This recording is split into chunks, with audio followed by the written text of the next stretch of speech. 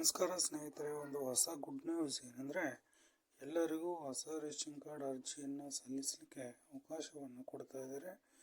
ಯಾರಿಗೆ ಬೇಕೋ ಅವರು ಹೊಸ ಅರ್ಜಿಯನ್ನು ಸಲ್ಲಿಸ್ಬೋದು.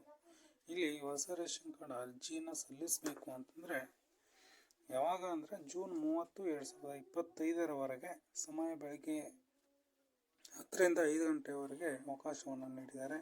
ಯಾರು ಅರ್ಜಿ ಸಲ್ಲಿಸ್ಬೋದು ಅಂತಂದರೆ ಈ ಶ್ರಮ ಕಾರ್ಡ್ ಹೊಂದಿದವರು ಮತ್ತು ಮೆಡಿಕಲ್ ಎಮರ್ಜೆನ್ಸಿ ಇದ್ದಂಥವರು ಮಾತ್ರ ಅರ್ಜಿಯನ್ನು ಸಲ್ಲಿಸ್ಬೋದು.